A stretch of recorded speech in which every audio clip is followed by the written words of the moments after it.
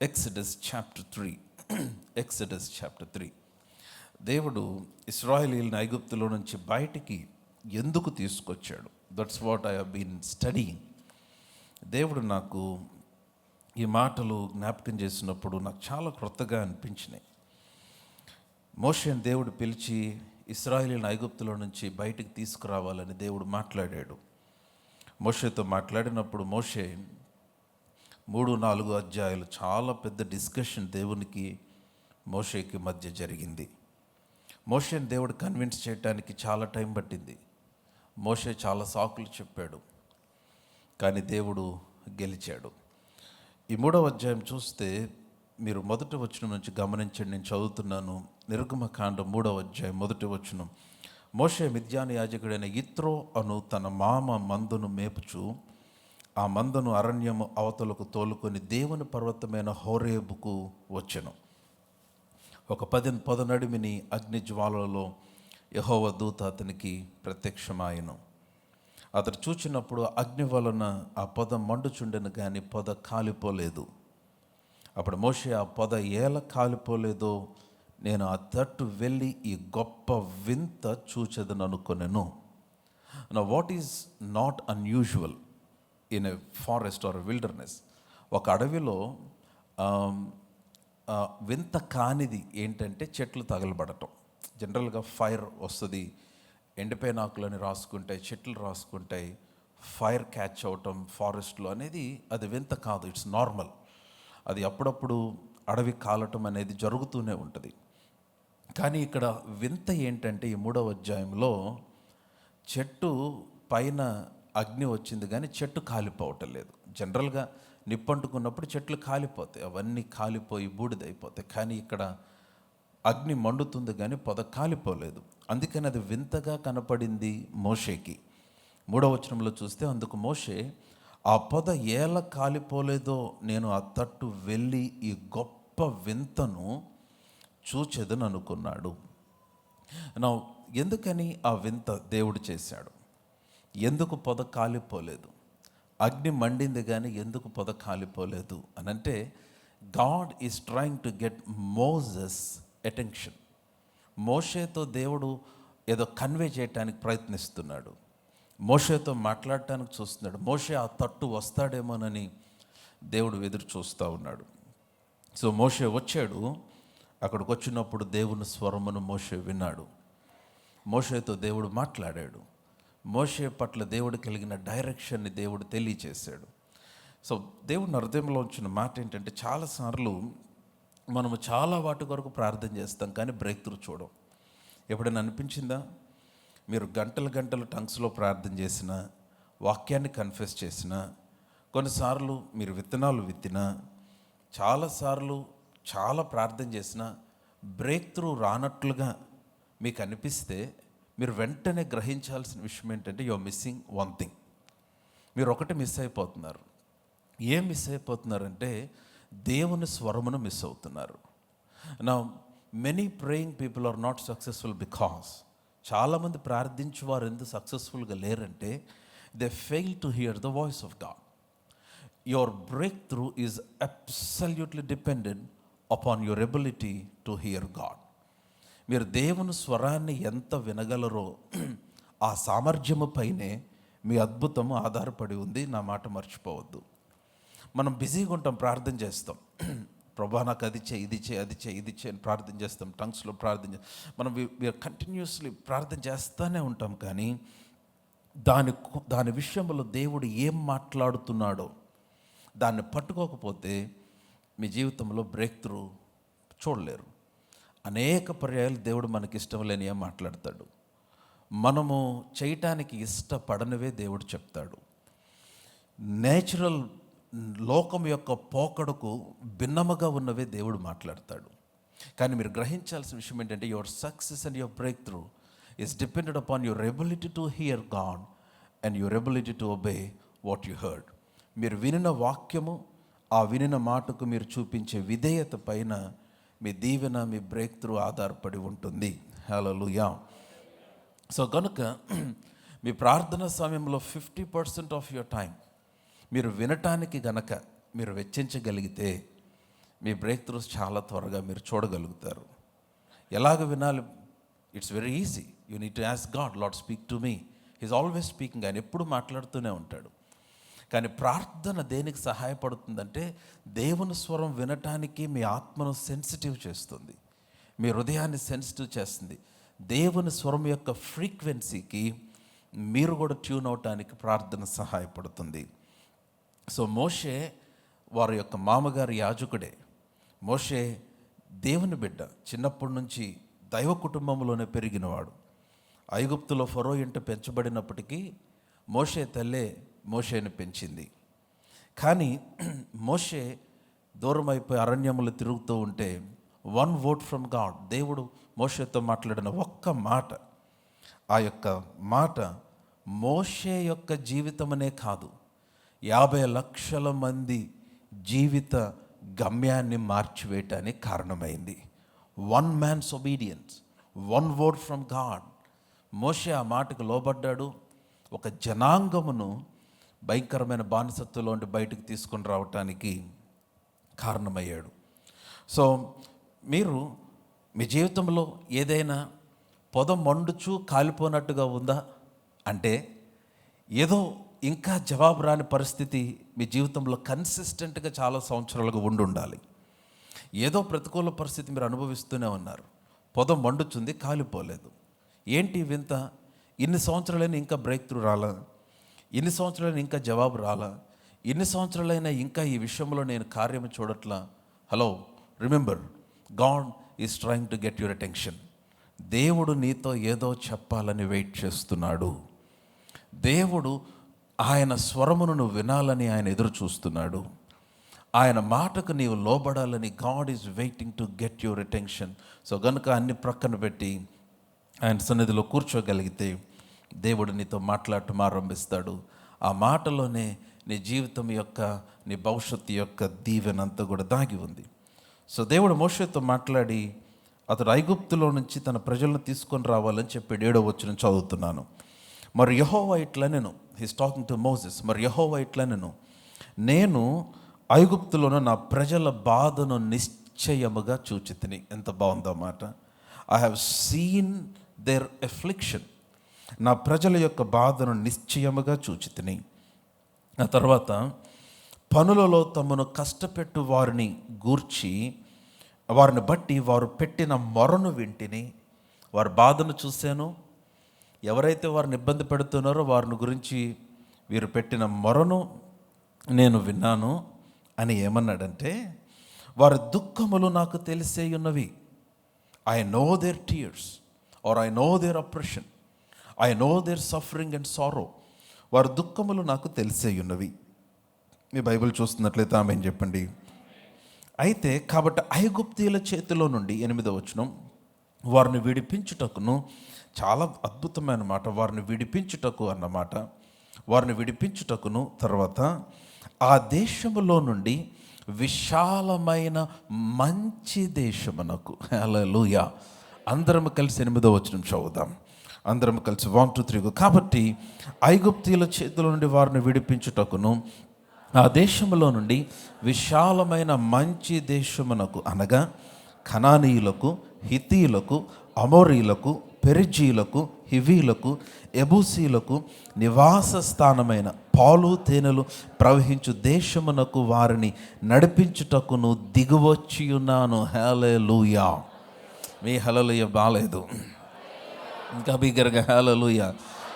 ఎందుకు హల్లెలూయా అంటే, ఆయన విడిపించటమే కాదు, విడిపించి చాలా చాలా బ్యూటిఫుల్ మాట అక్కడ చెప్పాడు. ఆయన విశాలమైన మంచి దేశమునకు తీసుకెళ్దాం అనుకున్నాడు ఆయన. కమ్ ఆన్, హల్లెలూయా. ఆయన విడిపించి గాల్లో వదిలేద్దాం అనుకోలే, విడిపించి ఏమి చేయకుండా వదిలేద్దాం అనుకోలేదు. సీ హౌ గాడ్ ఈజ్, ఎంత డీటెయిల్డ్గా తన ప్రజల పట్ల ఆయన పనిచేస్తున్నాడు చూడండి. విడిపించి ఆయన విశాలమైన మంచి దేశమునకు తన ప్రజలను ఆయన తీసుకువెళ్ళాలనుకున్నాడు. ఆ దేశము పాలు తేనెలు ప్రవహించే దేశము. సరే, ఈ విడిపించటానికి చాలా అద్భుతాలు చేయాల్సి వచ్చింది, అవునా? వారు ఎంత భయంకరమైన బానిసత్వం, 430 సంవత్సరాల బానిసత్వం, విపరీతమైన వెట్టి చాకిరి, భయంకరమైన ఇబ్బందులో ఉన్నారు. వారిని విడిపించటానికి ఫరో రాజును భయపెట్టాల్సి వచ్చింది. వారిని విడిపించటానికి పేలు ఐగుప్తు దేశంలోకి పంపించాల్సి వచ్చింది. వారిని విడిపించటానికి కప్పలు పంపించాల్సి వచ్చింది. వారిని విడిపించటానికి మిడతల దండును పంపించాల్సి వచ్చింది. వారిని విడిపించటానికి నైలు నదిని రక్తమయముగా మార్చాల్సి వచ్చింది. వారిని విడిపించటానికి దాదాపు 10 అద్భుతాలు చేశాడు. పశువులు మొదలుకొని రాజు వరకు ప్రతి ఒక్కరి ఫస్ట్ బార్న్ని హతమార్చాల్సి వచ్చింది. ఎన్ని అద్భుతములు చేసి ఇశ్రాయేలీల్ని ఐగుప్తులో నుంచి 430 years స్లేవరీ నుంచి బయటికి ఎందుకు తీసుకొద్దాం అనుకున్నాడు? What is the purpose? What is the reason? ఎందుకు బయటకు తీసుకొద్దాం అనుకున్నాడంటే, దేవుడు వారు ఆయనను ఆరాధించాలని కోరాడు. Now the reason why God saves people, the reason why God does miracle, దేవుడు మన జీవితంలో అద్భుతాలు ఎందుకు చేస్తాడో తెలుసా? దేవుడు ఎందుకు మనల్ని విడిపిస్తాడో తెలుసా? దేవుడు ఎందుకు మన పట్ల తన కార్యములు చేస్తాడంటే, one thing he desires from man. మానవు నుంచి దేవుడు ఒకటి కోరుతాడు. ఏంటంటే హీ డిజైర్స్ అవర్ వర్షిప్. మన ఆరాధనను ఆయన కోరుతాడు. మనం ఆయన్ని సేవించాలని ఆయన కోరుతాడు. ఎందుకనంటే ఆరాధనలో ఏమి జరుగుతుందంటే దేవుడు మనలను కలుసుకుంటాడు. No worship is a place where God meets. Worship is a time when God meets. దేవుడు నిన్ను కలిసే సమయం అది. దేవుడు నీతో మాట్లాడే సమయం, దేవుడు నిన్ను సంధించే సమయం అది. సో కాబట్టి దేవుడు అన్నాడు, మోషే ఇశ్రాయేల్ ప్రజలను బయటకు తీసుకొనిరా, ఐగుప్తులోంచి బయటకు తీసుకొనిరా. ఎందుకు తీసుకురమ్మంటావు? ఎందుకు? కారణం ఏంటి అంటే దేవుడు అన్నాడు, I want to meet them in the wilderness. నేను అరణ్యములో వారిని కలవాలనుకున్నాను. So the message today that Lord has placed in my heart is, God wants to meet you in your wilderness. దేవుడు నిన్ను నీ అరణ్యములో కలుసుకుందాం అనుకుంటూ ఉన్నాడు. I don't know what is your wilderness today believer. ఈరోజు విల్డర్నెస్ ఈజ్ సంథింగ్. విల్డర్నెస్ అంటే ఎండిపోయిన స్థలము, అన్ఆన్సర్డ్ ప్లేస్, అన్ఫ్రూట్ఫుల్ ప్లేస్, ఫలము లేని స్థలము. విల్డర్నెస్ అంటే the place where you don't see any fruit. Wilderness is a place where you stay alone. నువ్వు ఒంటరిగా మిగిలిపోయే స్థలము. దేవుడు అన్నాడు, ఐ డోంట్ నో మీ ఏ పరిస్థితి అయినా కానీ, I want to meet you in your wilderness. So ఇప్పుడు 5వ అధ్యాయానికి వచ్చేసేయండి. 5వ అధ్యాయము నిర్గమకాండము 5వ అధ్యాయము నేను మొదటి వచనం నుండి చదువుతాను. I'm reading from verse 1. Exodus chapter 5 verse 1. తర్వాత మోషే అహరోనులు వచ్చి ఫరోను చూచి, ఇశ్రాయేలు దేవుడైన యెహోవా అరణ్యములో నాకు ఉత్సవము చేయుటకు నా జనమును పోనిమ్మని ఆజ్ఞాపించుచున్నాడు అన్నారు. వారు వచ్చి ఫరోకు చెప్తున్నారు, సెండ్ అవుట్ పీపుల్ ఇజ్రాయెల్, మా ఇజ్రాయెల్ ప్రజలను పంపించు. ఎందుకని? అరణ్యములో నాకు ఉత్సవము చేయటానికి దేవుడు పంపించమన్నాడు. అంటే to celebrate, to make feast in the wilderness.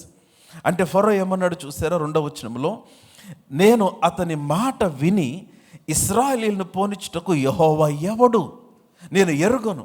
అసలు who is God, who is యెహోవా? యెహోవా ఎవడు? నేను అతనిని ఎరుగను. Look at his arrogance. ఇశ్రాయేలీయులను నేను పోనీయను. అతను ఆటంకపరిచాడు. కానీ దేవుడు వీరి పక్షంగా పనిచేస్తూ వచ్చాడు. దేవుడు వారిని బయటకు తీసుకురావాలని ప్రణాళిక వేశాడు. ఇంకొంచెం క్రిందకు వచ్చేస్తే, నా గోయింగ్ టు చాప్టర్ 7 7వ అధ్యాయంలోనికి వచ్చేస్తే, కాగా యెహోవా మోషేతో ఇట్లా అన్నాడు. మొదటి వచనములో ఏమన్నాడు? ఇదిగో నిన్ను ఫరోకి దేవునిగా నియమించి తిని అన్నాడు. హల్లెలూయా. బాలేదు మీ హల్లెలూయా? కమ్ ఆన్, ఇంకా లౌడ్ హల్లెలూయా. ఎందుకు హల్లెలూయా? మీరు ఆ వచనం చూసారా? ఇదిగో నిన్ను ఫరోకి దేవునిగా. ఫరో భయంకరమైనవాడు.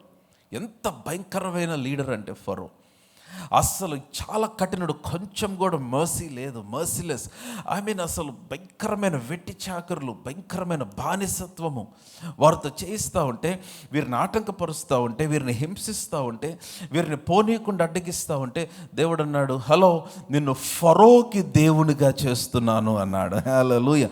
I don't know what is that hindrance today in your life. అమ్మ, నీ జీవితంలో ఫరోగా ఉన్న పరిస్థితి ఏదైతే ఉన్నదో, ఫరోగా ఉన్న వ్యక్తి ఎవరైతే ఉన్నారో, దేవుడు అంటున్నాడు, ఈ రోజున నేను వారికి పైన దేవుడిగా చేస్తూ ఉన్నాను. ఆమేన్. అంటే యు గోనా డామినేట్ దెమ్. నువ్వు వారిని ఆధీనము చేసుకోగలిగినట్లుగా చేస్తున్నాను. నీ అన్న అహరోను నీకు ప్రవక్తగా ఉంటాడు. వర్స్ 3 7వ అధ్యాయం 3వ వచనము. అయితే నేను ఫరో హృదయమును కఠినపరిచి ఐగుప్తు దేశములో నా సూచక్రియలను నా మహత్కార్యములను విస్తరింపచేసేదను. హల్లెలూయా. నాకు భలే ఆశ్చర్యం అనిపిస్తుంది. దేవుడు ఫరో హృదయాన్ని కఠినపరుస్తున్నాడు, అద్భుతాలు చేస్తున్నాడు. ఫరో హృదయాన్ని కఠినపరుస్తున్నాడు, మిరకిల్స్ చేస్తున్నాడు. ఇశ్రాయేల్ పక్షంగా గొప్ప గొప్ప సూచక్రియలు చేస్తున్నాడు. వారిని బయటకు తీసుకురావటానికి చాలా చాలా చాలా గొప్ప మహత్కార్యములు ఆయన తన శక్తిని కనపరుస్తున్నాడు. My point is why? ఎందుకు దేవుడు మనుషుల కొరకు తన కార్యముని చేయాలనుకుంటున్నాడు? చాలామంది దేవుని కార్యాన్ని పొందిన తర్వాత, నేను చెప్తున్నానమ్మా, ఎవ్రీడే ఇస్ ఎ మిరకల్. మన జీవితంలో ప్రతిరోజు ఒక అద్భుతమే.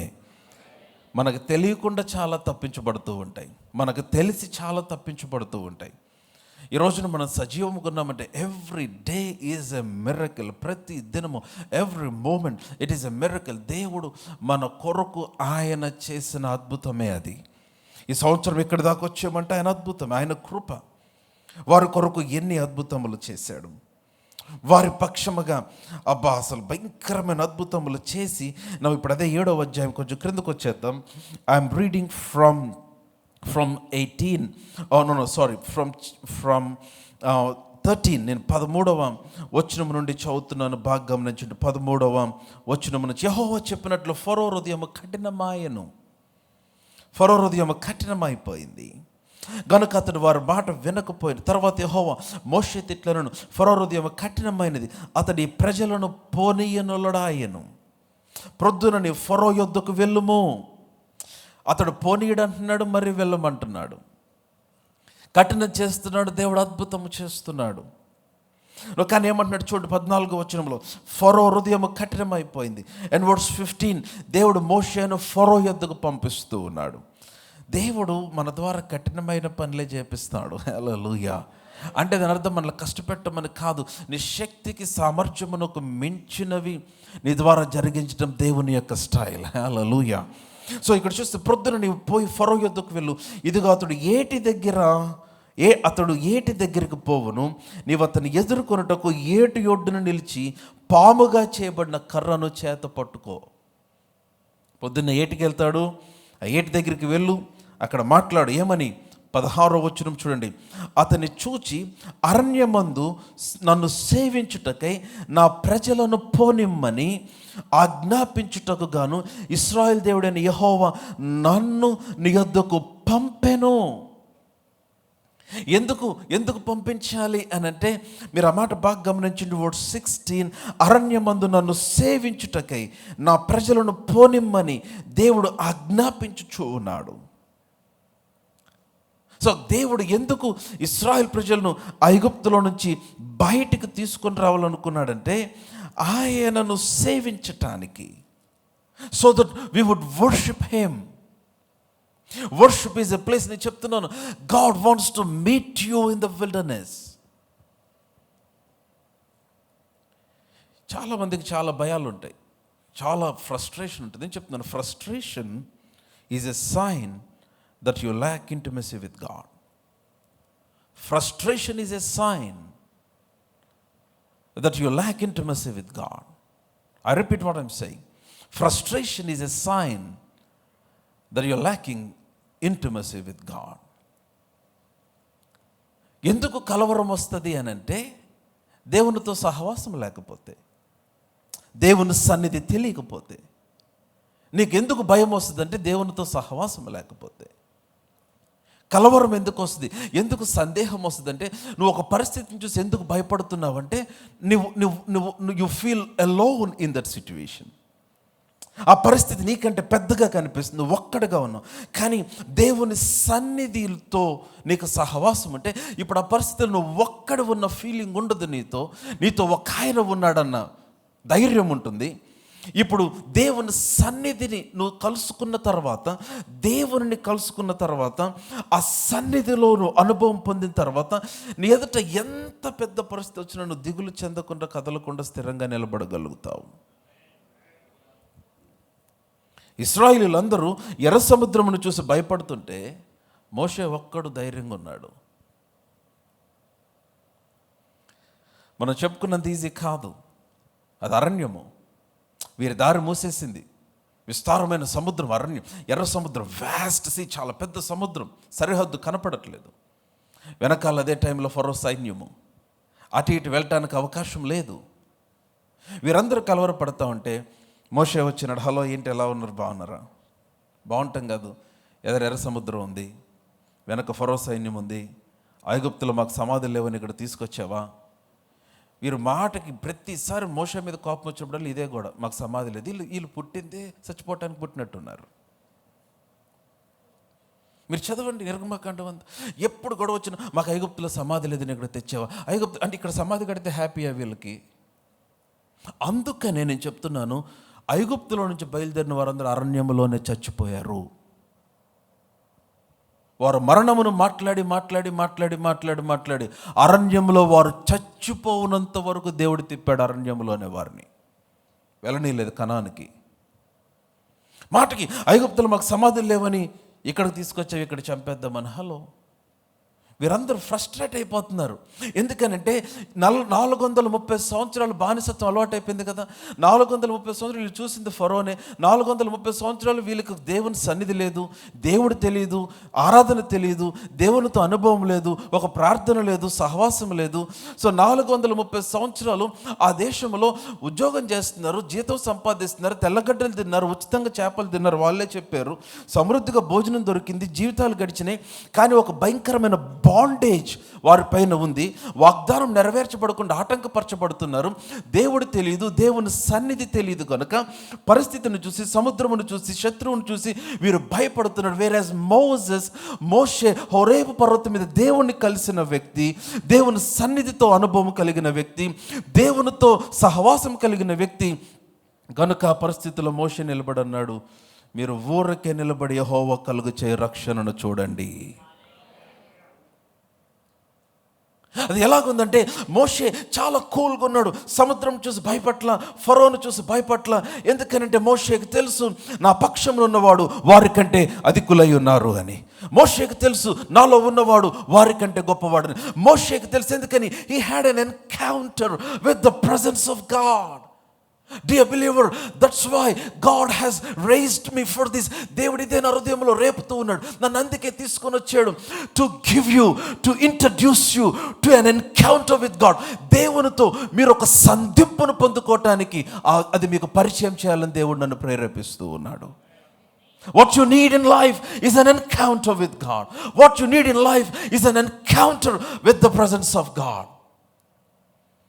అందుకని మోషే ఫ్రస్ట్రేట్ అవ్వట్లా, చాలా స్ట్రాంగ్ ఉన్నాడు. సముద్రం చూసి భయపట్ల, ఫరోని చూసి భయపడట్లా. అరే 50 లక్షల మంది జనం తలక్రిందలు అయిపోతుంది.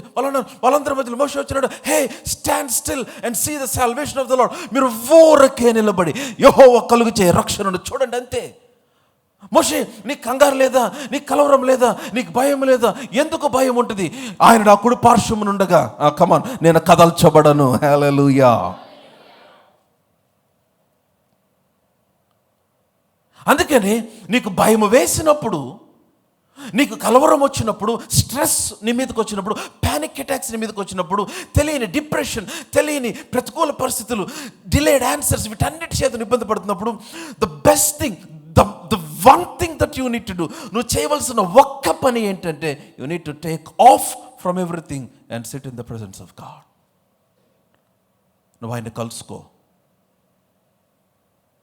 సో కాబట్టి దేవుడు అన్నాడు, హే, వీరికి కావాల్సింది ఏంటంటే నేను కావాలి. వీరికి ఏం కావాలంటే నా సన్నిధి కావాలి. వీరికి ఏం కావాలంటే నేను కలవాలి. సో కనుక వీరేం చేయాలంటే నన్ను ఆరాధించాలి.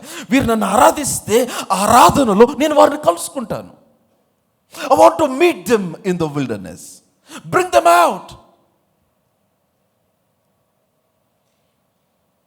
ఇశ్రాయేలీయులు పరిగెత్తడం నేర్చుకున్నారు. అమ్మా, ఎక్కడి నుంచి? ఫరో నుంచి పరిగెత్తడం నేర్చుకున్నారు. ఐగుప్తు నుంచి పరిగెత్తడం నేర్చుకున్నారు. శత్రువుని చూసి పరిగెత్తడం నేర్చుకున్నారు.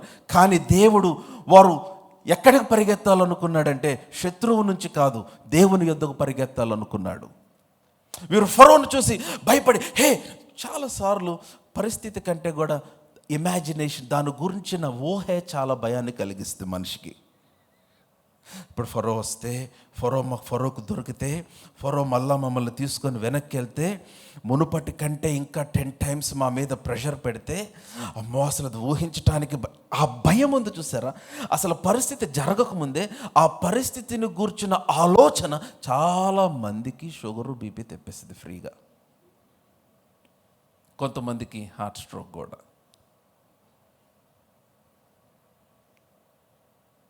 కీర్తనకారుడు ఫేమస్ సామ్ ఏంటిది? 23వ కీర్తన మీ అందరికి వచ్చి అనుకోండి. యెహోవా నా కాపరి, నాకు లేమి కలగదు. పచ్చిగల చోట్ల ఆయన నన్ను పరుండి చేయుచున్నాడు. శాంతికరమైన జలముల యొద్ద నన్ను నడిపించుచున్నాడు. నా ప్రాణమునకు ఆయన సేద తీర్చుచున్నాడు. ఆ తర్వాత తన నామమును బట్టి నీతి మార్గములు ఆయన నడిపించుచున్నాడు. ఆ తర్వాత గాఢాంధకార లోయలో నేను సంచరించినను ఏ అపాయమునకు నేను భయపడను, ఎందుకని నీవు నాకు తోడయ్యుందువు. నీ దుడ్డు కర్రయు దండమున ఆదరించును. హల్లెలూయా. కమాన్, ఎలా హల్లెలూయా. ఎందుకు చదివించానంటే ఆ కీర్తన 4వ వచనము, గాఢాంధకారపు లోయలో నేను సంచరించినను. ఇంగ్లీష్ బైబిల్లో ఉంటుంది, even though I walk through the valley of shadow of death, not death, the shadow of death. మరణపు నీడలో, మరణ భయములో, మరణము యొక్క భయము, రోగము యొక్క భయము, జీవితం యొక్క భయం. Not just walking in to death, walking in the shadow of death. మరణ భయము చాలాసార్లు జరుగుతుందేమో అన్న ఆలోచన, జరగదేమో అన్న ఆలోచన, ఏమన్నా అవుతుందేమో అన్న ఈ భయం చూసారు, ఇమాజినేషన్. అదే మనుషుల్ని చాలా తినేస్తూ ఉంటుంది. కీర్తనకారు అన్నాడు, అటువంటి షాడో నుంచి కూడా నన్ను తప్పించువాడై ఉన్నాడు ఆయన. హల్లెలూయా. అందుకని గాఢాంధకారపు లోయలో నేను సంచరించినాను, ఏ అపాయమునకు నేను భయపడను. నీ దుడ్డు కర్ర, నీ దండము నన్ను ఆదరించును. Beautiful song, beautiful song. ఎన్నో పాటలు ఉన్నాయి కదా 23వ కీర్తన పైన. పాయింట్ ఇస్, దేవుడు అన్నాడు, హే హే నౌ లిజన్. వీరికి ఆహారం ఉంది, వీరికి చేపలు దొరుకుతున్నాయి, వీరికి మాంసం దొరుకుతుంది, వీరికి అన్ని దొరుకుతున్నాయి, వీరు చేస్తున్న పనికి ధనం వస్తుంది. కానీ వీరి పైన పితరుడైన అబ్రహాంకి ఇచ్చిన వాగ్దానం నెరవేర్పు జరగట్లా. వీరు బంధకంలో ఉండిపోయారు, బానిసత్వానికి అలవాటు అయిపోయారు. నువ్వు వీరికి బ్రేక్ త్రూ నేను ఇవ్వటం పెద్ద కష్టం కాదు. ఫరోను 1 నిమిషంలో హార్ట్ అటాక్ తెప్పిస్తే చచ్చిపోతాడు. ఫరో సైన్యం అంతటికి 1 సెకండ్లో హార్ట్ స్ట్రోక్ తెప్పించి దేవుడు మొత్తాన్ని లయం చేయగలడు. అషూర్ సైన్యాన్ని 1 రాత్రి దూతను పంపించి చంపేసినట్లు చంపేయచ్చు. ఫరో సైన్యమును ఒక్కసారిగా ఒక వెలుగు వచ్చింది కదా, మీకు గుర్తుందా? జరిగిన అద్భుతాలలో ఆ రాత్రి దేవుడు దర్శించినప్పుడు ఇశ్రాయేల్ ప్రజల్ని ఆ యొక్క గోషేను ప్రాంతము, అంటే ఇశ్రాయేలీలు ఐగుప్తీయులు నివసిస్తున్న ఆ కాలనీకి మధ్యలో గీత కొట్టినట్లుగా ఇటువైపు అంత చీకటి, అటువైపు అంత వెలుగుంది. వాక్యంలో మీకు గుర్తుందా? What a miracle it was. సడన్గా ఇటు అరండల్పేట నుంచి బ్రాడీపేటకి వెళ్తే, అటు అరండల్పేటలు ఇటు అడిగేస్తే చీకటి, ఇటు బ్రాడీపేటలు ఇటేస్తే వెలుగు. అలా ఉంటే ఎలా ఉంటుంది? దేవుడు అటువంటి అద్భుతం చేశాడు. గోషేనులో వెలుగు, అంటే ఇశ్రాయేలు నివసిస్తున్న ప్రాంతం అంతా వెలుగుంది. కానీ ఇటు ప్రక్కన జస్ట్ ఆ పక్క కాలనీ అదంతా కట్టిక చీకటి అయిపోయింది.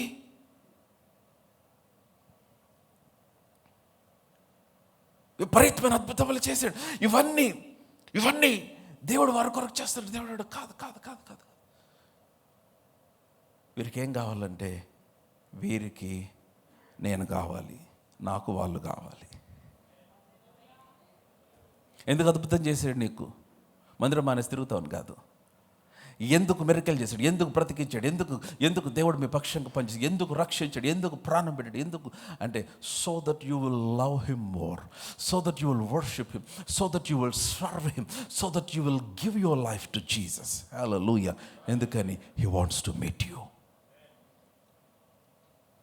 అరణ్యములో దేవుడు నేను కలుసుకుందాం అనుకుంటున్నాడు. ఇశ్రాయేలు ఐగుప్తులో నుంచి వచ్చారు బయటికి. వారు బయటకు వచ్చి ఐగుప్తీయులను చూసి పారిపోతున్నారు.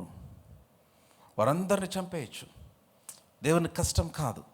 అమ్మో ఫరో సైన్యం వస్తుందని అరణ్యంలో వారు ఒక్కసారి వెనక్కి తిరిగి చూసి భయపడినప్పుడు దేవుడు ఒక్కసారి ఫరో సైన్యం అంతటికి జస్ట్ 1 సెకండ్ హార్ట్ స్ట్రోక్ వస్తే మొత్తం వెళ్ళిపోతారుగా. మాటకు హార్ట్ అటాక్ అండి, కంగారు పడవక దేవుడు దీర్ఘాయుతం తృప్తిపరుస్తాడు. ఆమేన్. హల్లెలూయా. ఎన్ని ఆమెన్లు వచ్చినాయండి, ఎంతమంది భయపడుతున్నారు. కానీ దేవుడు అట్లా చేయలా.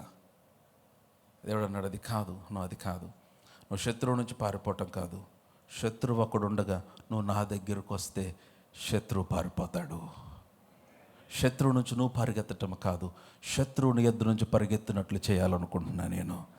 నువ్వు శత్రువు నుంచి పారిపోతున్నావు, బలహీనత నుంచి పారిపోతున్నావు, నీకు ఎదురవుతున్న ఛాలెంజ్ నుంచి పారిపోతున్నావు. కరెక్టే, ఎక్కడికి పారిపోతున్నావు? నువ్వు ఎక్కడికి పారిపోవట్లా, దాని నుంచి దూరం అయ్యవనుకున్నా. దేవుడు అంటున్నాడు, దాని నుంచి దూరం అవటం కాదు, నువ్వు నాకు దగ్గర అవ్వాలి. నువ్వు నా దగ్గరికి పరిగెత్తుకొని వస్తే, నా సన్నిధిలోనికి పరిగెత్తుకొని వస్తే, నా దగ్గర నువ్వు కూర్చోగలిగితే, నీకు వ్యతిరేకంగా లేచిన వారందరినీ ఎద్దు నుంచి పారిపోనట్లుగా చేస్తా నేను. అది దేవుని ఆలోచన. నువ్వు ఎంత అవాయిడ్ చేస్తే తప్పించుకోగలుగుతావు ఒక పరిస్థితిని, నువ్వు ఎంత దూరంగా వెళ్తే ఆ పరిస్థితి నుంచి నువ్వు తప్పించుకోగలుగుతున్నావు.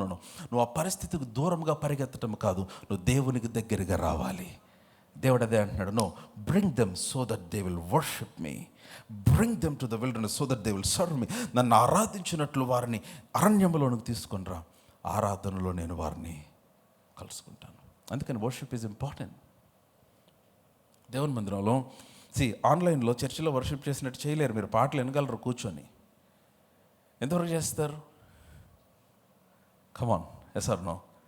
But there is a presence here. మీరు ప్రభుని ఆరాధిస్తున్నప్పుడు మనం కార్పొరేట్గా ప్రభుత్వం నిలబడి యాజ్ యూఆర్ వర్షిపింగ్, నేను చెప్తున్నాను, that's the time God will minister to your hearts. దేవుడు మీ హృదయాలతో ఆయన స్పందించి మాట్లాడే సమయం అది. సో కాబట్టి ఫరో దగ్గరకు వచ్చి అంటున్నాడు మోషే, 16వ వచనం, 7వ అధ్యాయం నిర్గమకాండం, అతన్ని చూచి అరణ్యమందు నన్ను సేవించుటకే నా ప్రజలను పోనిమ్మని ఆజ్ఞాపించుటకు హెబ్రీయుల దేవుడని యెహోవా నన్ను నీ యొద్దకు పంపాడు. సో నా పాయింట్ ఈస్, ఇప్పుడు నేను ఎర్ర సముద్రం దగ్గర ఉన్నాను కదా, మీరందరూ నాతోనే ఉన్నారు కదా, ఎర్ర సముద్రం దగ్గర ఉన్నారు కదా. సో ఇప్పుడు వీరందరూ భయపడుతున్నారు. దేవుడు ఎర్ర సముద్రం పాయలు చేశాడు, ఇశ్రాయేల్ సముద్రంలో నడవటం స్టార్ట్ చేశారు. ఐగుప్తీయులు వెనకాల నుంచి సముద్రంలోకి ప్రవేశించారు. వీళ్ళకి కొంచెం భయం పట్టుకుంది, అదేంటి వీళ్ళు కూడా మన వెనకాల వచ్చేస్తున్నారని. మనమే కదా వెళ్తుంది, వీళ్ళు కూడా. కానీ యు నో ద స్టోరీ. వీరు బయటికి రాగానే సముద్రం క్లోజ్ అయిపోయింది.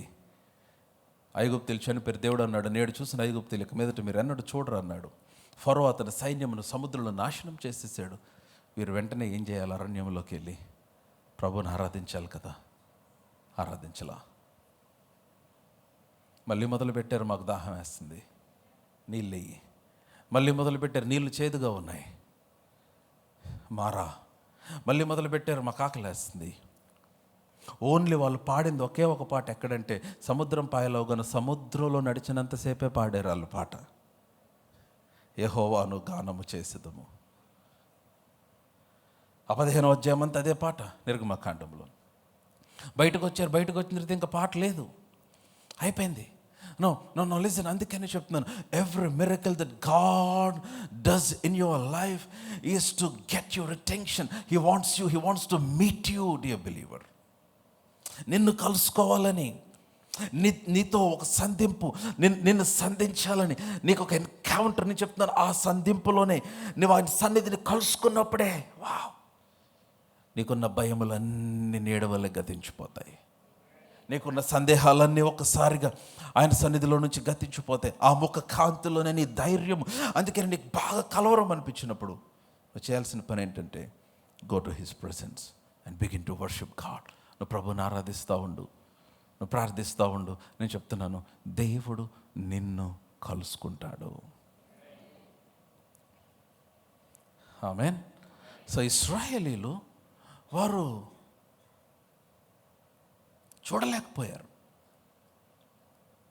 ఇశ్రాయేలీలు దేవుని ఆరాధించలేకపోయారు. ఇశ్రాయేలీలు వారు అరణ్యంలోనికి వచ్చారు, కానీ వారు దేవుని యొక్క సన్నిధిని వారు అనుభవించలేదు. అందుకనే వారు విపరీతమైన కృంగుదల్లోకి వెళ్ళిపోయారు. అరణ్యంలో అందరూ చచ్చిపోయారు. సో దేవుడు అనుకున్నాడు, అసలు శత్రువు నుంచి పారిపోని ఒక తరమును తయారు చేద్దాం అనుకున్నాడు. అందుకని పారిపోయే వాళ్ళందరిని అరణ్యంలోనే చంపేసి ఒక కొత్త తరమును అరణ్యంలో పుట్టించాడు ఆయన. ఆ కొత్త తరమునకు ఫరో తెలియదు, ఆ న్యూ జనరేషన్కి శత్రువు తెలియదు, యుద్ధము తెలియదు, పారిపోవటం తెలియదు. వీరికి ఒకటే నేర్పించాలనుకున్నాడు. ఏంటంటే శత్రువు నుంచి పారిపోవటం కాదు, దేవుని యుద్ధకు పరిగెత్తడం ఒకటే నేర్పించాలనుకున్నాడు. మిగిలిన వారందరు శత్రువులు, ఇశ్రాయేలీయులు అరణ్యంలో రాలిపోయారు, చనిపోయారు. But my point today is, listen, God wants to meet you in your wilderness. It's in your time of worship, it's in your place of worship that you meet God. Now, what is the biggest challenge that you're facing today? నేను చెప్తున్నానమ్మా, దేవుడు మీకు విడుదలనిచ్చిన తర్వాత, రక్షించిన తర్వాత, అద్భుతం చేసిన తర్వాత, మీ పక్షంగా దేవుడు కార్యములు చేసిన తర్వాత, God expects you in the place of worship. God expects you.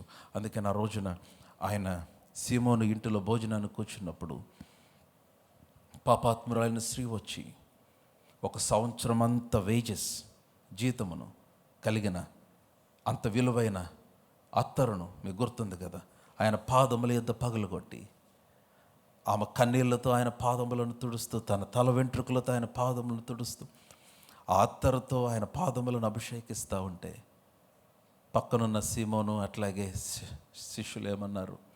ఎందుకు ఇంత వృధా చేసింది? అది అమ్మే పేదలకి ఇవ్వచ్చు కదా. యేసుప్రభు అన్నాడు, లేదు, ఆమె షీఈస్ వర్షిపింగ్, నన్ను అభిషేకిస్తుంది, భూస్థాపనకు నన్ను సిద్ధపరుస్తుంది. God desires worship from people. అందుకని కీర్తనకారుడు అంటాడు, నీవు బలిని కోరుకుంటే నీకు బలి అర్పించేవాడిని, నీకు పొట్టేలు కొవ్వు ఇచ్చేవాడిని, కానీ నువ్వు బలిని కోరు దేవుడు కాదు, విరిగి నలిగిన హృదయమే నీకు ఇష్టమైన బలి. That's what God desiring you from you. Desiring from you, dear believer. That's what God desire. అందుకనే ద మూమెంట్ నువ్వు ఆరాధన, నువ్వు దేవుణ్ణి ఆరాధించడానికి, నువ్వు దేవుని సన్నిధిలో సమయాన్ని గట్టు నువ్వు వచ్చేసరికి దేవుడు అంటే he is pleased to give an encounter. He will meet you at that place. శక్తివంతంగా నిన్ను కలుసుకునే ఒక అనుభవం అది. Are you all with me? అర్థమవుతుందండి?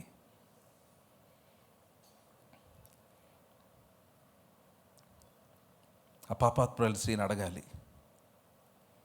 ఇంత విస్తారమైన విలువైన ఈ పర్ఫ్యూమ్ ఎందుకని ఆయన పాదములు యొద్ద అట్లా కింద పోసేసావు? And she will tell her story. ఆమె పాపాత్మురాలను ఊరంతా తెలుసు. ఆమె వ్యభిచారం చేయుచుండగా పట్టబడిన స్త్రీ. And she is a very famous sinner in the town. ఆమెనింది, నా విస్తారమైన పాపములు క్షమించబడ్డాయి. యేసుప్రభు ఆమెను గురించి అన్నాడు, ఆమె విస్తారమైన పాపములు క్షమించబడినవి గనుక ఆమె విస్తారముగా ప్రేమించుచున్నది. That's what God expects. నీ పట్ల దేవుడు కార్యం చేసిన తర్వాత హీ ఎక్స్పెక్ట్స్ యువర్ వర్షిప్. ఎందుకని? He wants to meet you. కానీ చాలామంది చేయం. అందుకనే దేవుని సన్నిధిలో సమయాన్ని గడపటం ఎంత ప్రాముఖ్యం అంటే, నేను చెప్తున్నాను, when you spend time in his presence, ఆయన సన్నిధిలో గడిపినప్పుడు ఎవరికి తెలియని, ఎవరికి రాని ఒక ప్రత్యేకమైన ప్రత్యక్షత దేవుడు నీకు ఇస్తాడు. దేని గురించో కాదు, నీ గురించే. నువ్వు ఏమి చేయగలవో, నీ సామర్థ్యమును గురించి, నీ ఐడెంటిటీని గురించి ఒక ప్రత్యక్ష దేవుడు నీకు ఇస్తాడు. You will only receive in your personal time with God. ఇంకెక్కడ పొందుకోలేవు. I will finish with this because we have volunteers gathering this afternoon. యోహాను తన భార్య ఎలిజబెత్ నీతిమంతులను వాక్యంలో రాయబడింది. They were righteous people before God. దేవుని దృష్టిలో చాలా పరిశుద్ధులుగా జీవించారు. వృద్ధాప్యంలో దేవుడు వారికి కుమారుణ్ణి ఇచ్చాడు. దేవుడు యోహానుతో మాట్లాడుతూ చెప్పాడు, అతనికి యోహాను అని పేరు పెడతావు. ఏలియా యొక్క ఆత్మీయ శక్తి యోహాను మీద ఉంటుందని చెప్పాడు. కానీ దేవుడు చెప్పని ఒక మాట ఉంది యోహానికి. సో కనుక యోహాను కానీ ఎలిజబెత్ కానీ, అంటే ఇద్దరు అమ్మా నాన్న యోహానుకు చెప్పని ఒక విషయాన్ని యోహాను తెలుసుకున్నాడు. చాలా సంవత్సరాల క్రితం యాక్చువల్గా యెషయా ప్రవచించాడు 40వ అధ్యాయంలో దాని గురించి. సరే, ఇప్పుడు యోహాను పుట్టాడు, యోహాను ఎదుగుతున్నాడు. లూకా సువార్త 1వ అధ్యాయం చివరి వచనం చూడండి. లూకా సువార్త 1వ అధ్యాయం చివరి వచనం.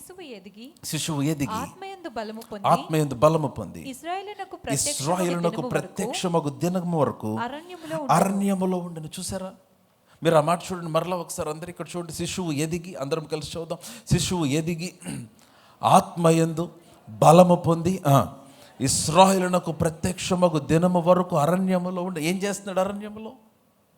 What is doing in the wilderness? Disney world ఉందా అరణ్యంలో? లేకపోతే అక్కడ ఏమైనా మల్టీప్లెక్స్లు ఉన్నాయా? షాపింగ్ మాల్స్ ఉన్నాయా? ఏముండదు అరణ్యంలో. He was with God in the wilderness. శిశువు ఎదిగి ఆత్మయందు బలము పొంది ఇశ్రాయేలుకు ప్రత్యక్షమగు దినము వరకు he was in the wilderness. అడవి తేనె మిడతలు తింటా ఉన్నాడని వాక్యంలో రాయబడింది. యోహాను he was growing strong in the spirit in the wilderness. ఎందుకని God is meeting in the wilderness. అరణ్యములో దేవుడు కలుస్తున్నాడు. in the place where he was alone, దేవునితో ఒంటరిగా ఉన్న సమయంలో. సో ఇప్పుడు ఇశ్రాయేలుకి ప్రత్యక్షమగు దినం వచ్చింది. అరణ్యంలో నుండి బయటకు వచ్చాడు, బోధించడం ప్రారంభించాడు. మారు మనసు పొందుడి అని ప్రకటించాడు. Repent, the Kingdom of God is near అని బోధించడం ప్రారంభించాడు. అక్కడున్న శాస్త్రులు, పరిశీలు కొంతమంది ఆయన యొద్దకు వచ్చి అడుగుతున్నారు. 19వ వచనం, నేను యోహాను సువార్త 1వ అధ్యాయం 19వ వచనం చెబుతున్నాను. జాన్స్ గాస్పెల్ 1:19, నీవు ఎవడు అని అడుగుటకు యూదులు యెరూషలేము నుండి యాజకులను లేవీయులను యోహాను యొద్దకు పంపినప్పుడు అతడిచ్చిన సాక్ష్యం ఇదే. So now few people came to John. యోహాన్ దగ్గర వచ్చి అడుగుతున్నారు, John John John John who are you? నీవెవడు? అతను యోహాను అని తెలుసు, అతని పేరు యోహాను అని తెలుసు. ఎందుకని? యోహాను పుట్టిన తర్వాత 8వ దినమున యోహాను సున్నతి పొందినప్పుడు దేవాలయంలో యోహానును నామకరణం చేశారు. యోహానికి they know the name John, కానీ they want to know who he is. It's not about the name, but they want to know who John is. అసలు ఎవరితను? నీవెవడివి అంటే అతడు క్రీస్తును కాదు అన్నాడు. అంటే వారందరూ క్రీస్తు అనుకున్నారు యోహాను చూసి. ఇంకా యేసుప్రభు ప్రత్యక్షం అవ్వలేదు అప్పటికి, ఇంకా యేసుప్రభు పరిచయం స్టార్ట్ చేయాల. సో నువ్వు క్రీస్తువా? కాదు, ఐఎమ్ నాట్ క్రైస్ట్. అతడు కాదని ఒప్పుకున్నాడు. మరెవరివి నీవు? నువ్వు ఏలియావా?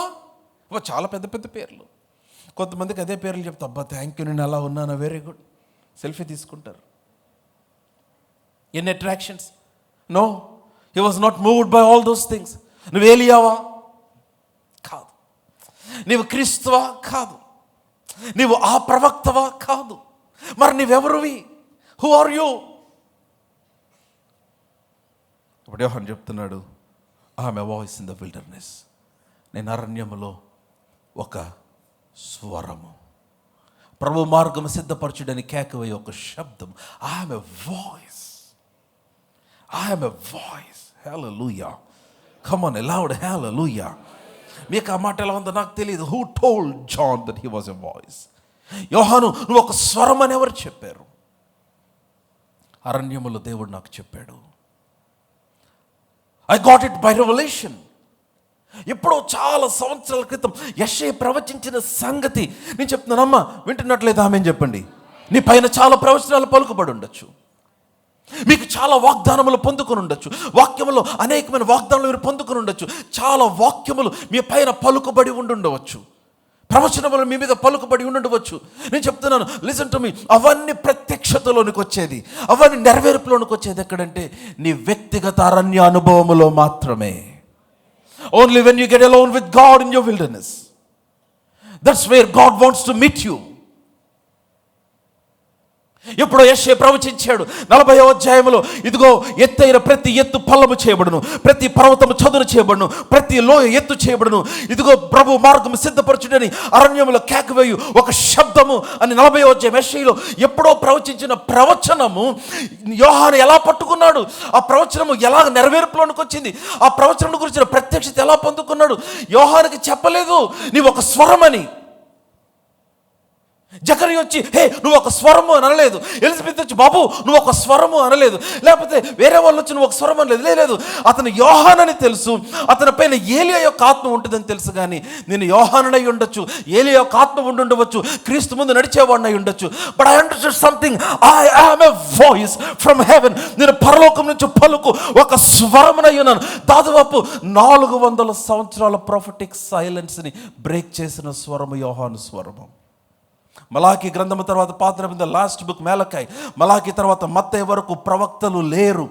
ప్రజలకు దేవుని వాక్యమును తెలిపేవారు లేరు. ప్రొఫెటిక్ సైలెన్స్, నాయకత్వ సంక్షోభము. There was no man to prophesy, there was no man to speak for people, for God. దేవుని పక్షంగా, ప్రజల పక్షంగా, దేవుని పక్షంగా ప్రజలతో మాట్లాడే ప్రవక్త లేరు.